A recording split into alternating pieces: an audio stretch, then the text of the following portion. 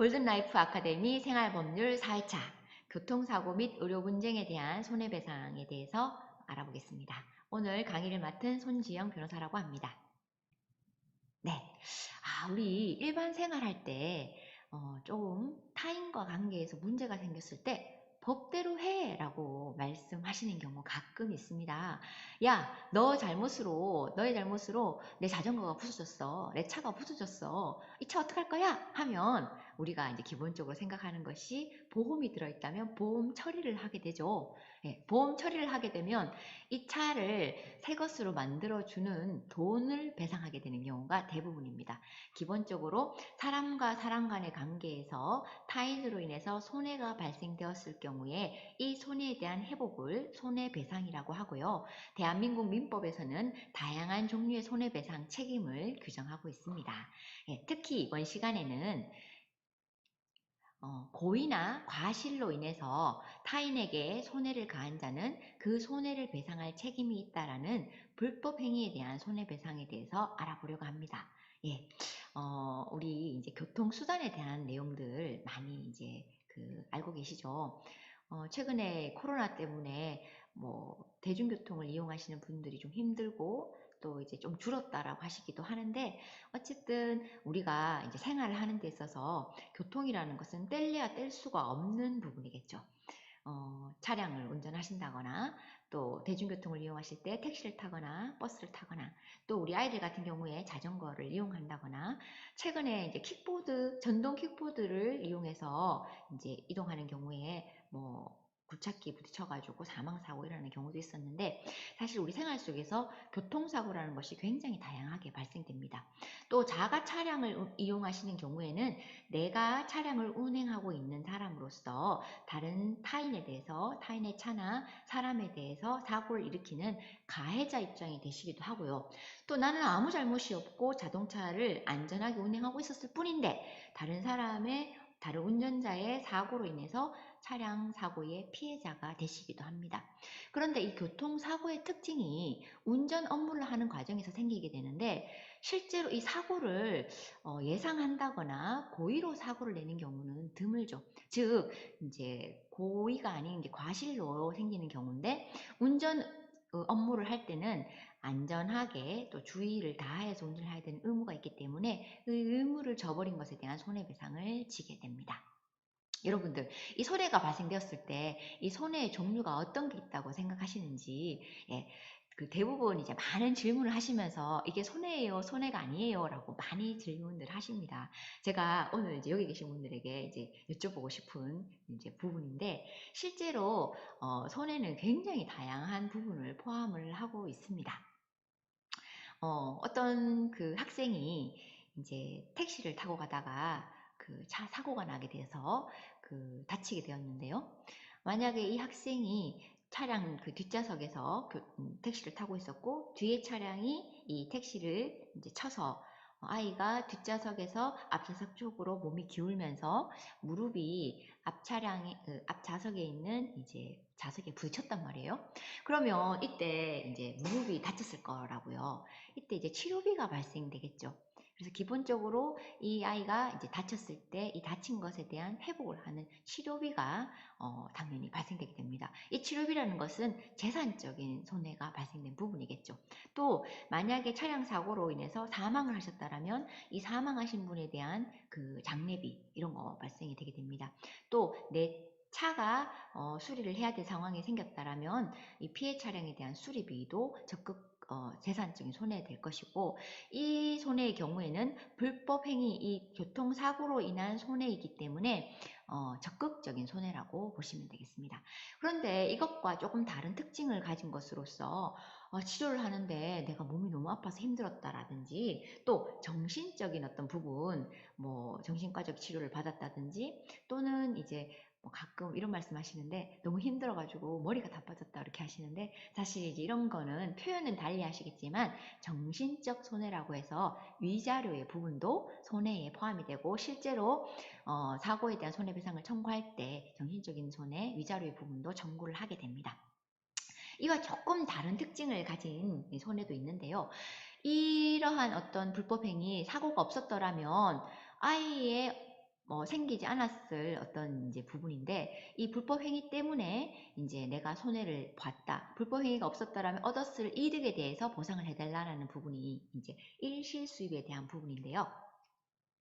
사실 이제 사고로 인해서 장애를 입으시거나 사망을 하시는 경우에 이 부분이 굉장히 중요한 부분이 되게 됩니다.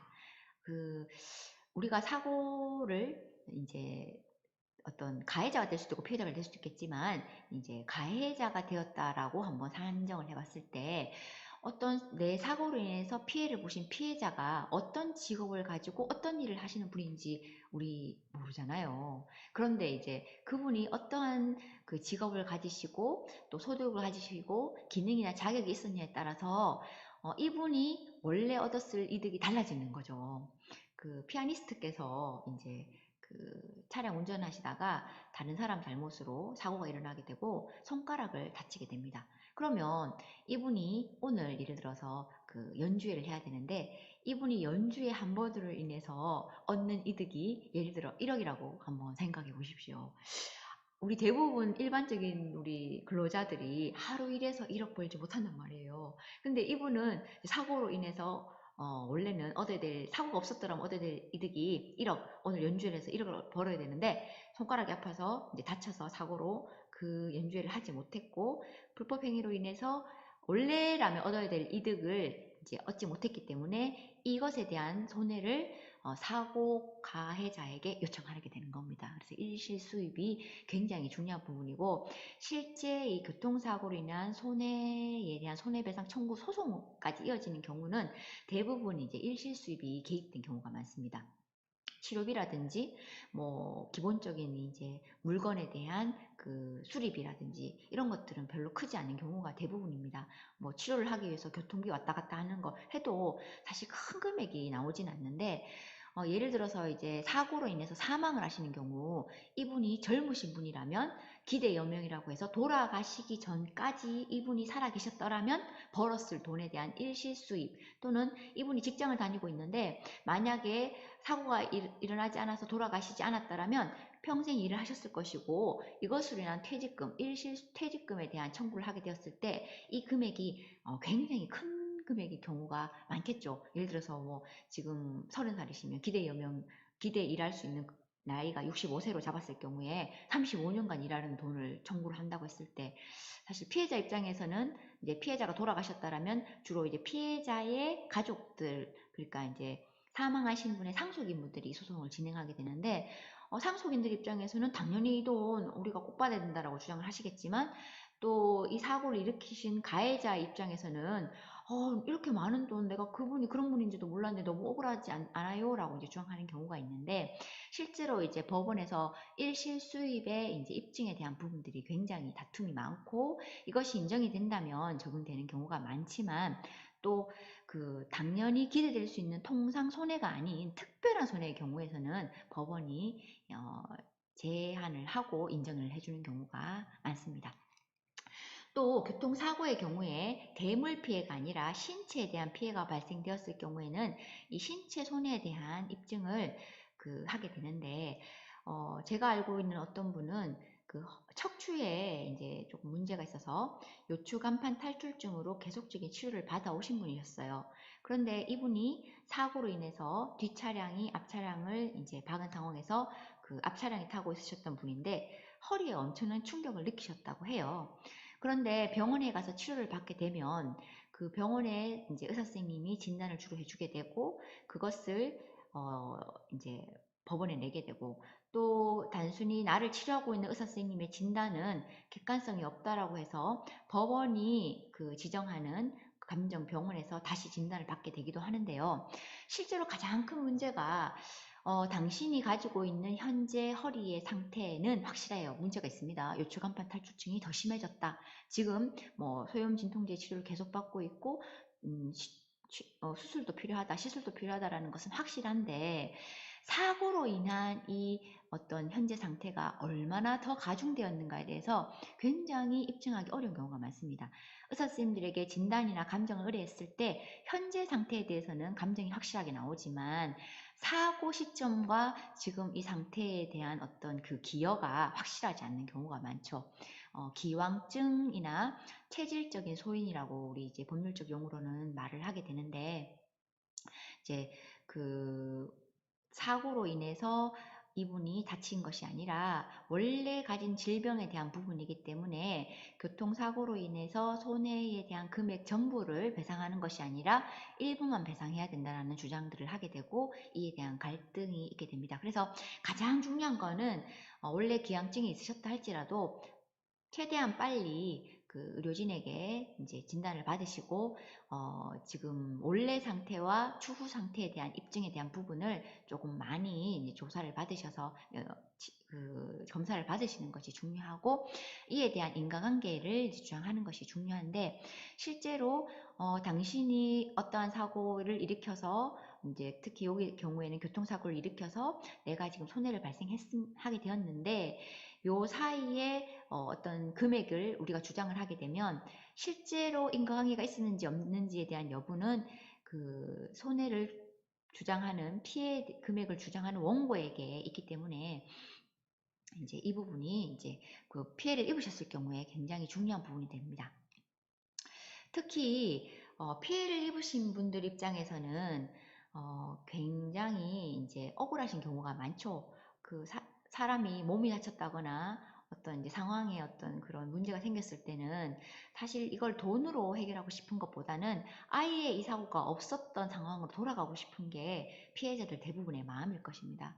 그런데 이 엎질러진 물을 다시 주워 담을 수 없듯이 원상 회복하는 것이 상당히 힘든 부분이기 때문에 법적으로는 금전배상주의를 원칙으로 하고 있습니다. 그래서 어떠한 손해든지 간에 정신적 손해를 포함하여서 이 모든 손해를 금전으로 환산시키게 되고, 이 금전으로 배상을 받는 것이 법 절차의 마지막이 되겠습니다. 그런데 상황에 따라서 피해자분들은 제가 돈을 받고자 하는 것이 아니고요, 저는 정말 진심 어린 사과를 받고 싶습니다. 사고를 일으킨 저분도 일부러 그런 것은 아니고 실수한 것일 수도 있고 또 잘못한 것일 수도 있고 또 내가 이해되는 부분이 있기 때문에 저는 정말 사고에 대한 사과를 받고 싶은데, 모든 이제 손해배상을 포함해서입니다. 상대방은 이제 사과를 제대로 하지 않습니다. 그것이 너무 억울합니다. 라고 이제 주장을 하시는데, 법적으로는 이런 모든 것까지 포함시켜서 금전으로 배상을 요구할 수밖에 없습니다. 상대방이 사과를 하지 않기 때문에 생기는 그 피해자의 고통은 결국 정신적인 손해, 위자료에 이제 포함이 되어서 법원에서 주장되는 경우가 대부분입니다. 교통사고뿐만이 아니라 우리 일반 생활 속에서도 뭐 명예훼손이라든지 모욕이라든지 뭐 학교 폭력이라든지 다양한 부분에 이제 손해배상의 문제가 생기게 되는데, 특별히 민법에서는 명예훼손의 경우에 손해배상과 함께 명예회복에 적당한 처분을 요구할 수 있는 부분이 있다라는 거, 요거 한번 기억해 주시면 좋겠습니다. 이 손해배상과 관련해서도 이해관계가 첨예하게 대립하죠.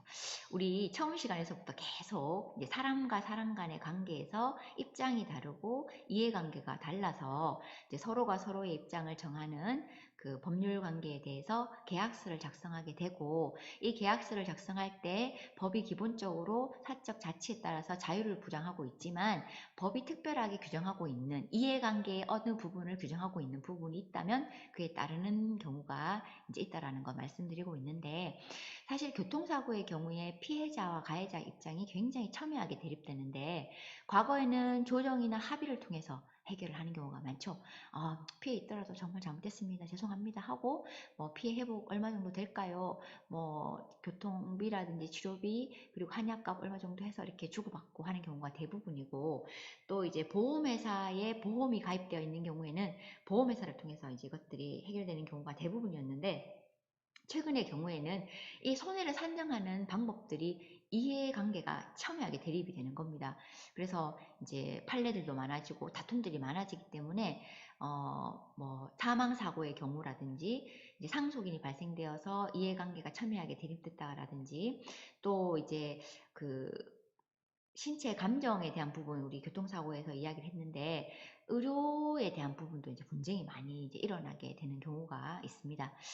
그 의료 분쟁에 대해서 우리 오늘 강의 들으신 분들이 피해자는 늘 환자고 가해자는 늘 의료진이라고 이렇게 생각하시는 분이 있으실 수 있는데 사실 언제나 피해자, 언제나 가해자는 없거든요. 때로는 의료진이 어떤 손해배상의 피해자가 되시기도 하고 또 환자분이 가해자가 되시기도 합니다. 이것은 사실관계마다 다른데 이제 입장의 차이가 있기 때문에 예, 그렇습니다.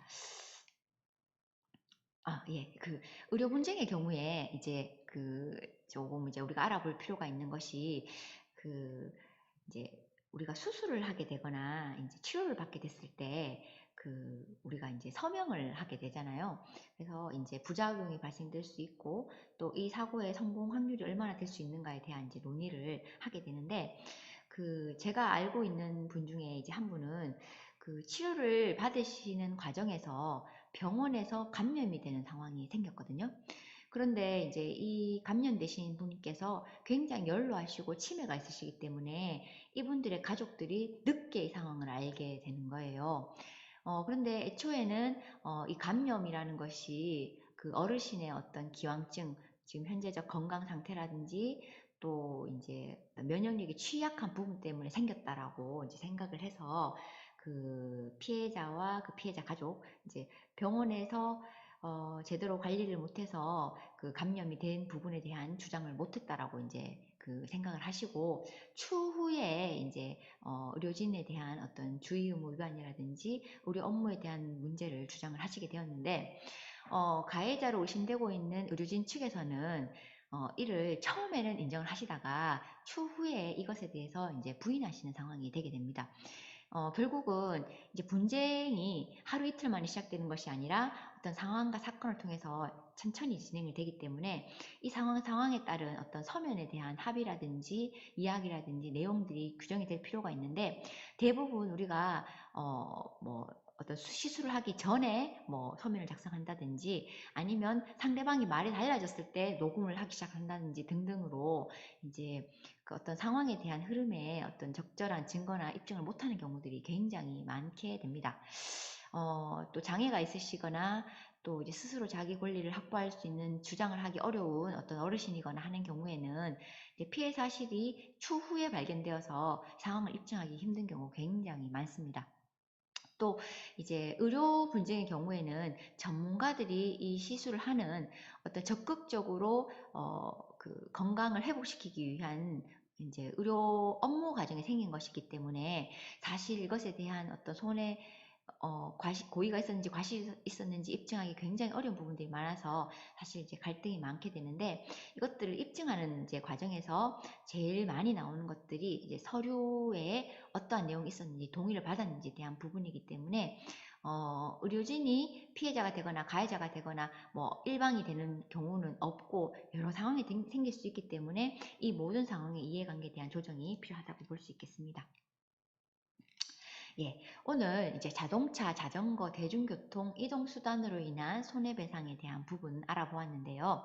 기본적으로 손해배상이 발생되었을 때는 내가 입은 피해, 위자료, 정신적 피해까지 포함되어 치료비, 일실수입비, 또 이에 대한 물건 회복비 모든 것들이 다 포함이 되는데 피해자 입장에서는 이 모든 것을 주장하더라도 또 피해를 일으켰다고 의심되는 이제 가해자 입장에서는 소송을 당한 이제 채무자 입장이 되겠는데 이분들 입장에서는 이 사고에 당신의 잘못도 있다라는 이제 과실 단계를 또 주장하게 됩니다. 그래서 기본적으로 손해가 발생되었다고 해서 모든 것을 배상하는 것이 아니라 어느 부분까지 책임이 있는지에 대한 굉장히 많은 갈등과 다툼이 있게 되는데 이러한 부분들이 이제 손해배상 청구 소송을 통해서 이제 현출이 된다라고 보면 될 것 같고 이러한 모든 것을 이제 간단하게 서로 합의를 통해서 해결할 수도 있다라는 것. 다만 합의를 할 때는 대부분 서면에 모든 것들이 들어가서 추후에 후유장애나 문제가 생겼을 때 다시 회복할 수 있도록 하는 것이 가장 중요한 부분입니다. 또 이제 다음 시간에 저희가 할 부분인데 사고가 일어나는 것이 단순한 주의 의무가 아니라 음주운전에 의한 경우가 있을 수 있겠죠. 또 우리 주변의 지인이라든지 아는 분들이 이제 음주운전을 하는 경우도 있습니다. 이것은 20년 무사고에 음주운전하지 않더라도 단 한 번의 음주로서도 사고가 날 수 있는 부분이기 때문에 누구나 이제 생길 수 있는 문제인데, 사실 음주운전으로 교통사고가 일어나게 됐을 경우에 이 음주운전으로 인한 형사처벌을 받을 수 있게 되고요.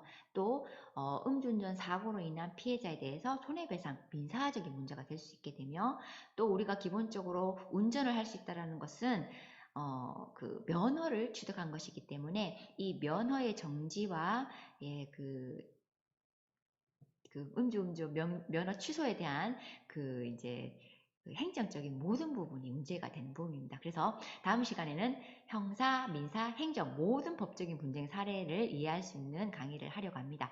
우리가 20분 동안에 아주 짧은 강의를 이제 하고 있기 때문에 세부적인 내용들을 설명하고 있지는 못하지만 기본적인 사람과 사람 간의 관계에서 다툼이 있을 때 민사적인 부분을 우리가 이제 4차 시를 통해서 지금 알아보았는데, 다음 시간에는 조금 더 확장되어 있는 법률적인 관계를 알아보려고 하니까 다음 시간 기대해 주시기 바랍니다. 지금까지 강의를 진행한 손정 변호사였습니다. 감사합니다.